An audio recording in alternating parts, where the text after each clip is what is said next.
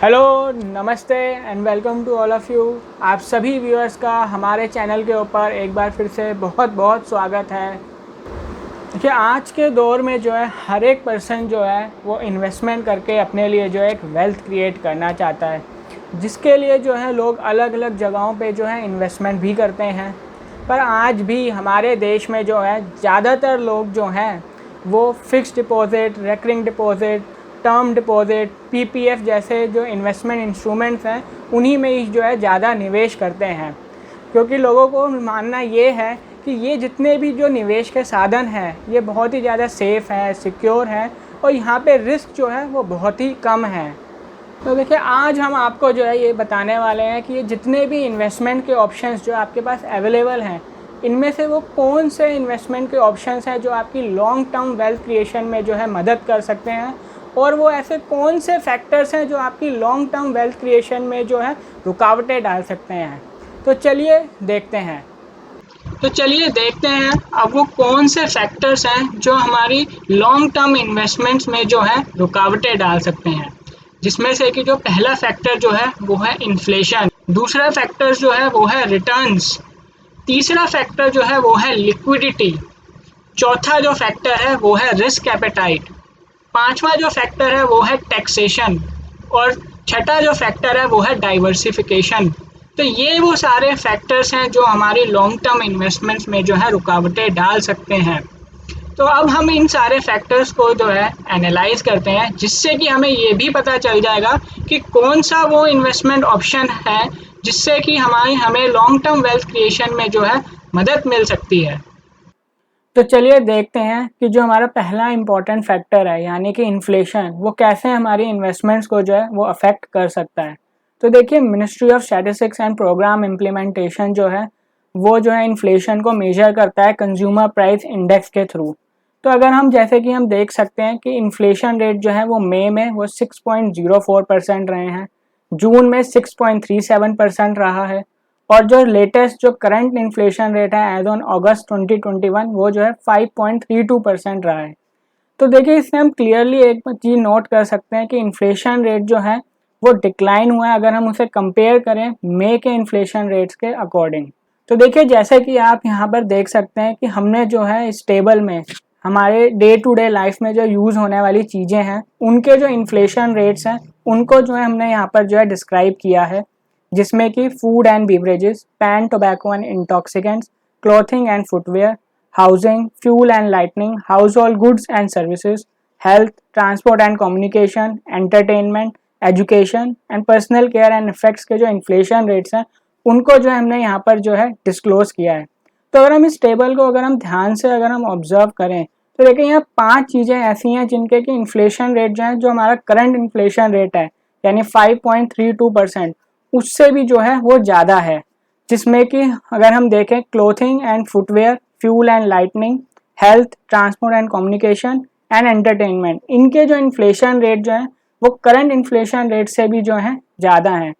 वहीं अगर हम देखें food and beverages, pan, tobacco and intoxicants, house hold goods and services, education, personal health care and effects, इनके जो इन्फ्लेशन रेट जो है वो पहले के कंपैरिजन में जो है वो डिक्लाइन हमें देखने को मिला है।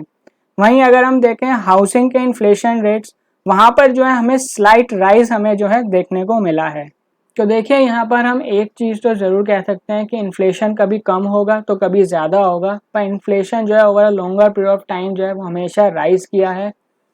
एंड सिंस हमारी कंट्री जो है वो एक डेवलपिंग कंट्री है, तो इन्फ्लेशन जो है वो एक बहुत ही मेजर एस्पेक्ट होता है किसी भी डेवलपिंग कंट्री के लिए। तो हम जब कभी भी अपनी इन्वेस्टमेंट्स करने के लिए जाएं तो हमेशा हमें ध्यान रखना चाहिए कि हम जिस जगह भी अपनी इन्वेस्टमेंट्स कर रहे हैं वहाँ हमें इन्फ्लेशन जितने या इन्फ्लेशन से बेटर रिटर्न्स हमें मिल सकें, नहीं तो उस जगह पर जो है इन्वेस्टमेंट्स करने का जो है हमें कोई बेनिफिट नहीं मिलेगा। तो जब कभी भी हम इन्वेस्टमेंट्स करने के लिए जाएं तो हमेशा हमें इन्फ्लेशन को जो है ज़रूर कंसिडर करना चाहिए, वरना वो जो है हमारी इन्वेस्टमेंट या वेल्थ क्रिएशन को जो है वो अफेक्ट कर सकता है। तो चलिए, अब हम यहाँ पर जो है रिटर्न्स और जो ट्रेंड जो है, जो इतने सारे जो इन्वेस्टमेंट ऑप्शन जो हमारे पास अवेलेबल हैं उनको जो है हम एनालाइज करने की यहाँ पर कोशिश करते हैं। तो जैसे कि आप देख सकते हैं हमने यहाँ पर जो इतने सारे इन्वेस्टमेंट ऑप्शंस हैं उनके जो रिटर्न्स हैं उनको जो है हमने यहाँ पे डिस्क्राइब किया है। तो हमने यहाँ पर जो है पिछले 10 साल के जो रिटर्न्स रहे हैं इन इन्वेस्टमेंट ऑप्शंस के, उनको जो है हमने यहाँ पर जो है डिस्क्राइब किया है। तो अगर आप ध्यान से इनके रिटर्न्स को अगर आप एनालाइज करें तो देखिए, जो अगर आप देखें तो term deposit, recurring deposit, NSC, PPF, senior citizen saving scheme, monthly income scheme and Sukanya Samriddhi scheme, इन सब के जो इंटरेस्ट रेट हैं या फिर हम बात करें रिटर्न्स, ये जो हैं ओवर द इयर्स डिक्लाइन हुए हैं। अगर आप बात करें 2012-13 में ये जितने भी इन्वेस्टमेंट ऑप्शन थे, इन सब के जो इंटरेस्ट रेट थे या रिटर्न्स थे वो 8% से भी ज़्यादा थे। वहीं पे अगर आप उन्हें कंपेयर करें करंट रिटर्न्स या इंटरेस्ट रेट से, वो जो है अब majority of the investment options में जो इंटरेस्ट रेट्स हैं वो अब 7% से जो है वो कम हो गए हैं। वहीं पे अगर हम इक्विटी की अगर बात करें, 2 सालों को अगर हम यहाँ पे छोड़ दें, यानी कि 2015-16 और 2019-20, उसके अलावा अगर हम देखें equity as an asset class ने जो है आउट परफॉर्म किया है अगर हम उसे कंपेयर करें बाकी इन्वेस्टमेंट ऑप्शंस के साथ। वहीं पे अगर हम इनके ट्रेंड की बात करें तो देखिए, ये जितने भी जो डेट फाइनेंशियल इंस्ट्रूमेंट्स हैं, इन सब के जो ट्रेंड रहे हैं ओवर दी लॉन्ग ईयर्स जो है वो डिक्लाइन होते रहे हैं, एक डिक्लाइनिंग ट्रेंड में चल रहे हैं।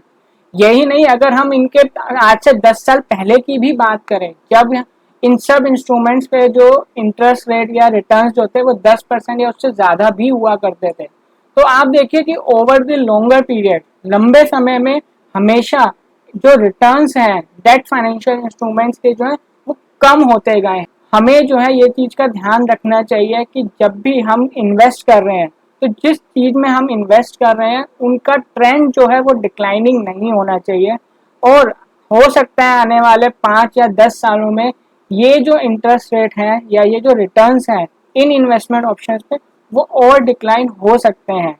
तो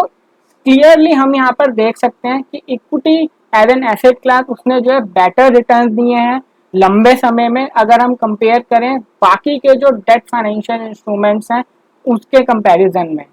तो चलिए अब हम यहाँ पर जो है जो हमारा तीसरा इम्पोर्टेंट फैक्टर है यानी कि लिक्विडिटी। देखिए, हम सब जानते हैं कि जो इन्वेस्टमेंट्स जो हम करी है हमने इतने लंबे समय से, हम चाहते हैं कि जब हमें उनकी इन्वेस्टमेंट जो हमने करी हैं और जब हमें उनकी ज़रूरत हो तो ज़रूरत आने पे हम जो है वो इन्वेस्टमेंट्स को जो है जल्दी से रिडीम कर सकें। यहाँ पर जो है हमने अलग अलग इन्वेस्टमेंट ऑप्शंस के जो लॉक इन पीरियड है वो हमने जो है यहाँ पे जो है रिफ्लेक्ट किए हैं। तो चलिए देखते हैं। तो यहाँ पर अगर आप देखें जो पीपीएफ है यानी पब्लिक प्रोविडेंट फंड, उसमें जो लॉक इन जो है वो 15 साल का होता है, यानी 15 साल के लिए आपका पैसा जो है वो लॉक हो जाता है। अगर आप वहीं पे दूसरे इन्वेस्टमेंट ऑप्शंस की बात करें यानी एनएससी यानी नेशनल सेविंग सर्टिफिकेट, एफडीज की, tax saving FDs, post office FD, monthly income scheme, recurring deposits या यूलिप्स, इन सब इन्वेस्टमेंट ऑप्शंस में जो है 5 साल का जो एक लॉक इन पीरियड होता है। वहीं पे अगर हम बात करें ईएलएसएस, ईएलएसएस सिर्फ एक लौता अकेला ऐसा इन्वेस्टमेंट ऑप्शन है जिसमें कि जो लॉक इन पीरियड है 3 इयर्स का होता है खाली। तो देखिए, आज की डेट में लिक्विडिटी एक बहुत ही इंपॉर्टेंट रोल जो है वो प्ले करती है। अगर आपने जहाँ पे अपना पैसा इन्वेस्ट किया है, जहाँ आपने अपना पैसा निवेश किया है, अगर आप उसको वक्त आने पर अगर आप यूटिलाइज ना कर सके या उसे इस्तेमाल ना कर सकें तो देखिए उस इन्वेस्टमेंट करने का कोई बेनिफिट नहीं होता है। तो देखिए, जब भी हम लॉन्ग टर्म इन्वेस्टमेंट करते हैं तो या कोई भी इन्वेस्टमेंट करें, चाहे वो शॉर्ट टर्म के लिए हो चाहे वो लॉन्ग टर्म के लिए हो, तो हमेशा हमें ध्यान में रखना चाहिए कि उस इन्वेस्टमेंट ऑप्शन में जो है लिक्विडिटी ज़रूर होनी चाहिए कि जब हमें वाकई में उस इन्वेस्टमेंट की ज़रूरत हो तो हम जो है उसको जो है निकाल सकें और इस्तेमाल कर सकें।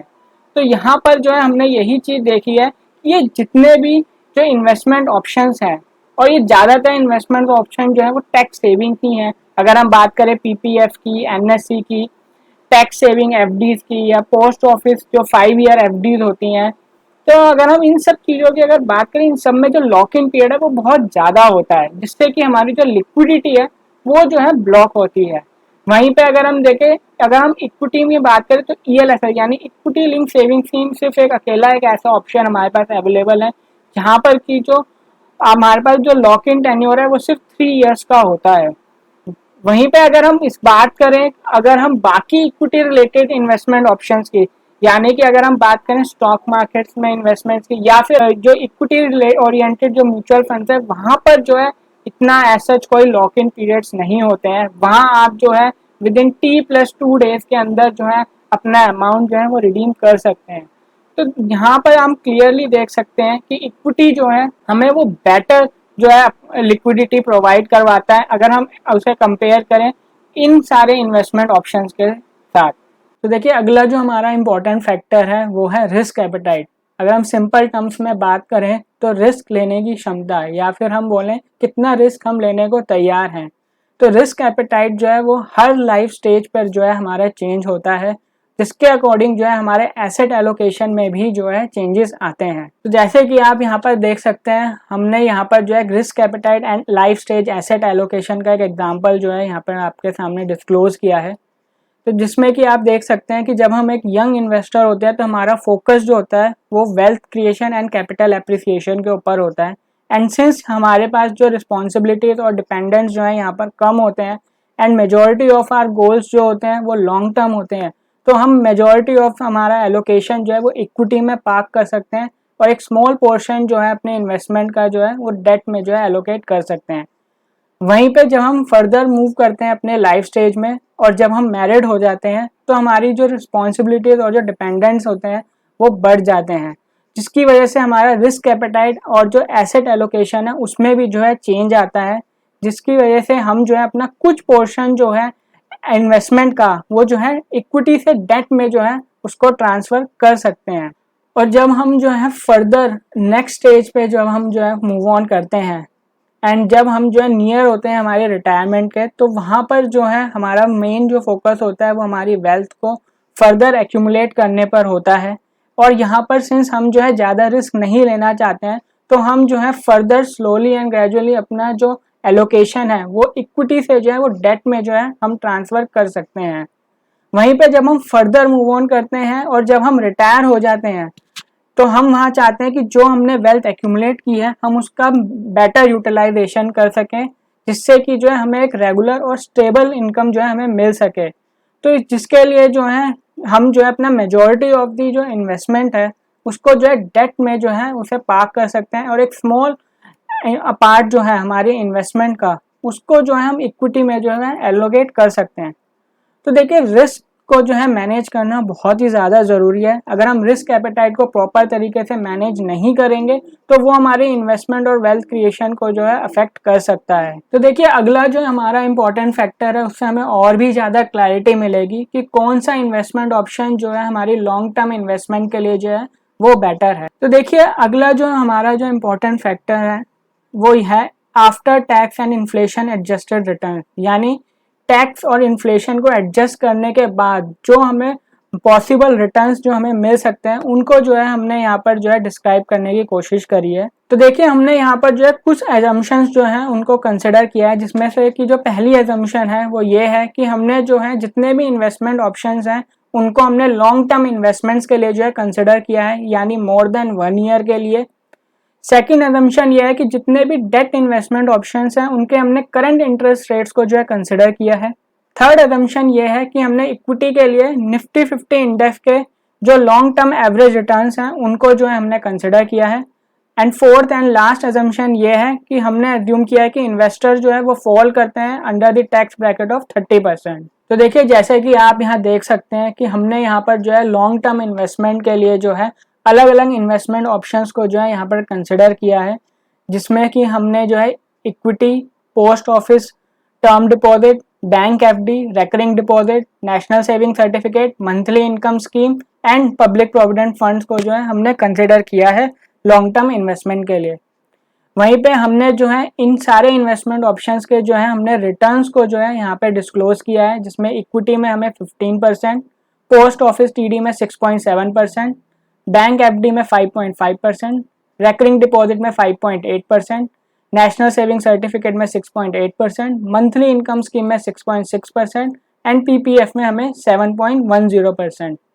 तो जब इन सब रिटर्न्स में जो है हमने टैक्स एंड सेस जो है जब हम एडजस्ट करते हैं तो हमें टैक्स एडजस्टेड रिटर्न्स देखने को मिलते हैं। तो जिसमें कि हमें इक्विटी में जो है 13.44% का रिटर्न हमें देखने को मिलता है, पोस्ट ऑफिस टीडी में 4.61%, बैंक एफडी में 3.78%, रेकरिंग डिपॉजिट में 3.99%, नेशनल सेविंग सर्टिफिकेट में 4.67%, मंथली इनकम स्कीम में 4.54% एंड पीपीएफ में 7.10%। तो देखिए जितने भी जो इन्वेस्टमेंट ऑप्शन है उन सब में टैक्स एंड सेस को जब हम एडजस्ट करते हैं तो हमारे जो रिटर्न्स जो हैं वो और डिक्लाइन हो जाते हैं। पीपीएफ में हमें कोई डिक्लाइन रिटर्न्स में इसलिए देखने को नहीं मिला क्योंकि पीपीएफ में टैक्सेशन जो है इम्प्लाई नहीं होते हैं। वहीं जब हम टैक्स एडजस्टेड रिटर्न में जो है हम इन्फ्लेशन जो कि 5.32% हमने कंसिडर किया है, जो कि करंट इन्फ्लेशन रेट है, उसको जब हम एडजस्ट करते हैं तो हमें इन्फ्लेशन एडजस्टेड रिटर्न देखने को मिलते हैं आफ्टर टैक्स। तो अगर हम यहाँ पर अगर हम ध्यान से देखें अगर, तो जब हम इन्फ्लेशन को भी जो है टैक्स एडजस्टेड रिटर्न में जो है एडजस्ट करते हैं तो हमें इक्विटी में जो है 7.70% का हमें रिटर्न जो है मिल सकता है। वहीं अगर हम बात करें बाकी इन्वेस्टमेंट ऑप्शंस की, यानी पोस्ट ऑफिस टीडी की, बैंक एफडी की, रेकरिंग डिपॉजिट की, नेशनल सेविंग सर्टिफिकेट की एंड मंथली इनकम स्कीम की, इन सब इन्वेस्टमेंट ऑप्शंस को अगर हम देखें यहाँ पर हमें जो है नेगेटिव रिटर्न्स जो है देखने को मिल सकते हैं। तो वहीं पे जब हम पीपीएफ में जो है इन्फ्लेशन को जब हम एडजस्ट करते हैं तो वहाँ हमें एक बहुत ही नेग्लिजिबल रिटर्न देखने को मिलता है जो कि है 1.69%। तो देखिए हम यहाँ पर क्लियरली ये चीज़ ऑब्जर्व कर सकते हैं कि इक्विटी जो है वो जो है आउट परफॉर्म कर रहा है सारे इन्वेस्टमेंट ऑप्शंस को, अगर हम उसे कंपेयर करें बाकी इन्वेस्टमेंट ऑप्शंस के साथ। तो देखिए टैक्स और इन्फ्लेशन जो है दो बहुत ही इंपॉर्टेंट फैक्टर्स हैं जिनको कि हमें कंसिडर करना चाहिए लॉन्ग टर्म इन्वेस्टमेंट करने से पहले। अगर हम टैक्स और इन्फ्लेशन को जो है कंसिडर नहीं करते हैं लॉन्ग टर्म इन्वेस्टमेंट करने से पहले तो हमें जो है वेल्थ क्रिएट करने में जो है प्रॉब्लम्स आ सकती हैं। तो देखिए सारे फैक्टर्स को एनालाइज करने के बाद हम ये क्लियरली कह सकते हैं कि लॉन्ग टर्म इन्वेस्टमेंट के लिए जो है equity as an investment option जो है वो फार मोर बेटर है जब हम उसे कंपेयर करते हैं बाकी इन्वेस्टमेंट ऑप्शंस के साथ। तो वहीं पर जो लोगों का जो मानना है कि जो डेट इन्वेस्टमेंट ऑप्शंस हैं वो जो है सेफ एंड साउंड होते हैं। तो देखिए हमने ये क्लियरली देखा कि टैक्स और इन्फ्लेशन को एडजस्ट करने के बाद हमें डेट इन्वेस्टमेंट ऑप्शंस के ऊपर जो है नेगेटिव रिटर्न्स जो है वो हमें देखने को मिलते हैं, और वहीं पे हमने ये देखा कि इक्विटी जो है वो फार मोर बेटर इन्वेस्टमेंट ऑप्शन है लॉन्ग टर्म वेल्थ क्रिएशन के लिए। तो देखिए आप हमें जो है हमारे कमेंट सेक्शन में जरूर लिखकर बताइएगा कि क्या आप इन्वेस्टमेंट करने से पहले इन सारे फैक्टर्स को एनालाइज करते हैं या नहीं। तो देखिए जैसे कि हमने देखा लॉन्ग टर्म वेल्थ क्रिएशन के लिए जो है इक्विटी इन्वेस्टमेंट जो है वो सबसे ज़्यादा बेनिफिशियल है, और अगर हम उसे कंपेयर करें बाकी इन्वेस्टमेंट ऑप्शंस के साथ तो equity as an asset class उसने हमेशा आउट परफॉर्मेंस दी है, और आने वाले सालों में भी equity as an asset class जो है वो आउट परफॉर्म करता रहेगा। अगर आपको हमारा ये एनालिसिस और इन्फॉर्मेशन जो है अगर पसंद आया हो तो आप हमारी इस वीडियो को जो है लाइक और शेयर कीजिए और हमारे चैनल को सब्सक्राइब कीजिए ताकि हम आपके लिए ऐसे ही और इन्फॉर्मेटिव वीडियोस ला सकें जिससे कि आपको जो है आपकी वेल्थ क्रिएशन में जो है मदद मिल सके। तो अगर आप चाहते हैं कि आप जो है प्रॉपर गाइडेंस और प्लानिंग के थ्रू जो है अपने लिए जो है एक वेल्थ क्रिएट कर सकें तो आप जो है हमारी सर्विसेज के लिए रजिस्टर कर सकते हैं, या आप हमें कांटेक्ट भी कर सकते हैं जिसकी की डिटेल्स हमने हमारी डिस्क्रिप्शन में प्रोवाइड किए हुए हैं। तो देखिए इसी लक्ष्य के साथ कि हम जो है ज़्यादा से ज़्यादा लोगों को इन्वेस्टमेंट्स के रिगार्डिंग जो है अवेयर कर सकें जिससे कि वो जो है अपने लिए जो है एक वेल्थ क्रिएट कर सकें, मैं जतिन देव शर्मा आप सबसे इजाज़त लेता हूँ। थैंक यू, नमस्ते एंड जय हिंद।